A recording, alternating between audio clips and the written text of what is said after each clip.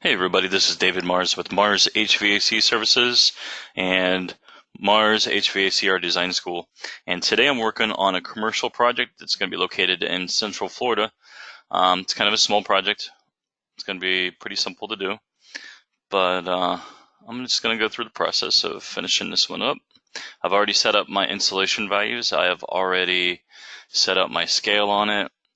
I've even cleaned up the DWG, made sure it was a little bit easier for me to work on so that way it has nice open areas, very easy to read.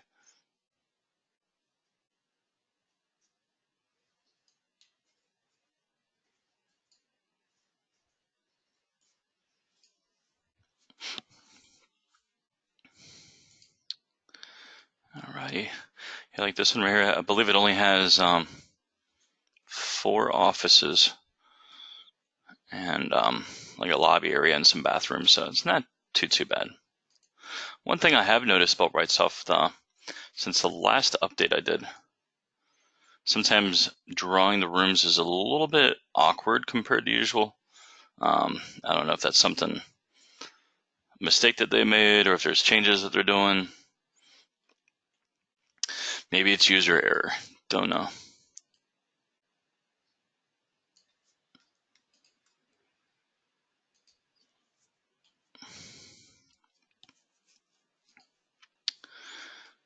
All right, let's do the mechanical room there.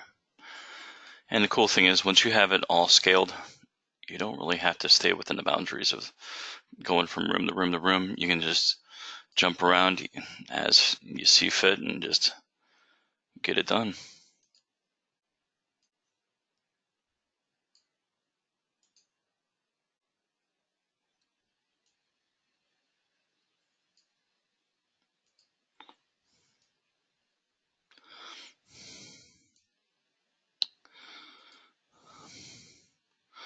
All right, now for this lobby area, I could use edit points. So I'm just going to go ahead and draw a bunch of smaller rooms and then just combine them all together.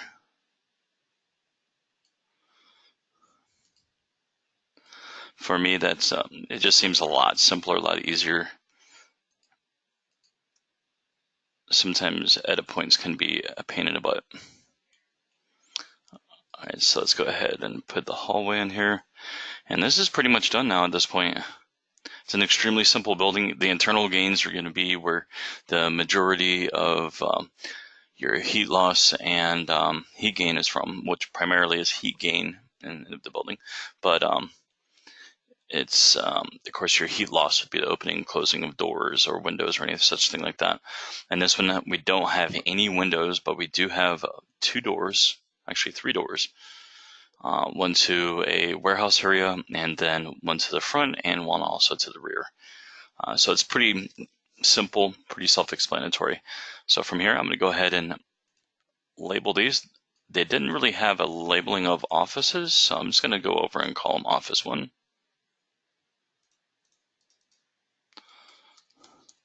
Office 2. Office 3 and 4.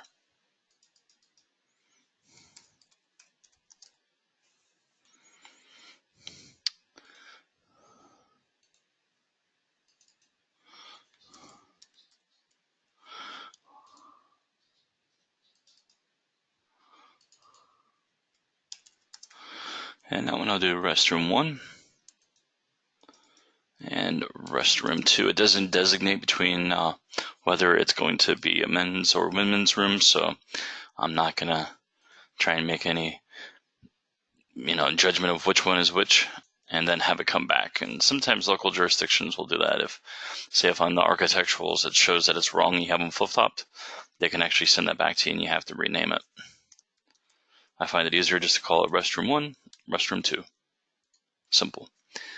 All right, now let's see. We got, looks like a shower area here and a locker room. All right, for these, I'm just going to call this room 1. I'm not 100% sure if that is a locker room, so I'm just going to call that room 2. Excellent.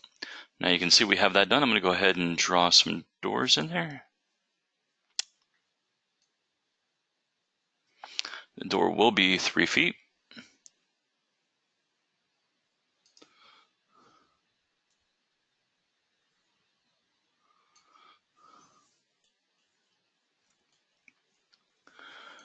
And the same thing for here. All right, and then now for that hallway, we're just going to call that hall. All right, so now go ahead and select, I'm going to deselect the AutoCAD. That way I don't have that jumping around. Every once in a while you get a little bit of a lag time from that and it becomes really annoying. So I'm going to go to rooms and start making some changes to them.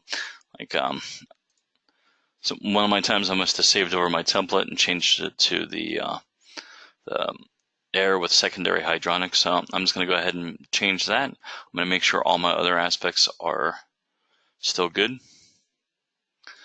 All right, now the people, lights, appliances, motors, most of that got set whenever I changed to office before I drew, so I'm not going to worry about that yet unless there's more stuff I need to put in there, like the office fort. Now that I'm thinking about it, there's a refrigerator in there, so I'm going to change that to a break room. And I'm going to go ahead and throw some like a refrigerator in there, possibly a microwave, different stuff like that. So first, let's go ahead and take care of our duct gains. So this is going to be in a attic area, but it's going to be in a vented space, an R6. So we're going to choose that, click OK. Now we have that set for all of them. Like I said, we're going to change this one to break room.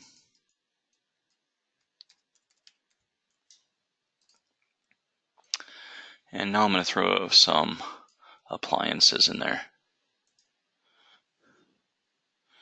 So let's go for electric no hood, and let's see where we got our refrigerator.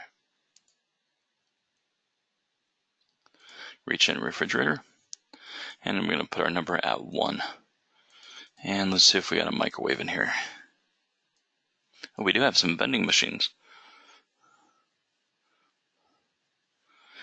Which typically, you know, if it's going to be a break room, you're going to have a vending machine.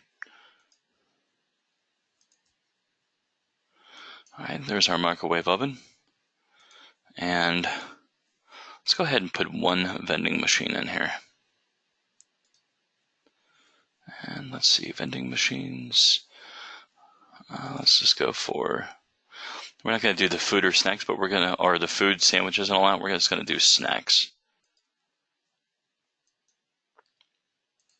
Because it's not really a large room, but we still want to be able to represent a vending machine in there. All right, so there we go.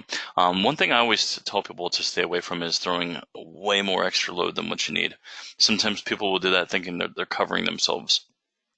Commercial's a lot like residential. As long as you're sizing things correctly, you're going to be fine. You don't really need the wiggle room. As long as you're using your software correctly, you're going by your codes correctly, then you know the building or the AC will be sufficient for the building. All right, now for these 3 rooms, I'm going to go ahead and put a computer in there. Because in typical offices nowadays, we are going to have a computer in each office. Let's see, computer devices. All right, let's go ahead and we're going to put one of the latest and greatest right there. 1 in each one of those. And we're good. All right. So that is it with that. Now I can go ahead and pick what unit that I want. I'm going to make that in a completely different video. But right now I'm sticking with this right here. Have everything sized, have everything the way I need it to be.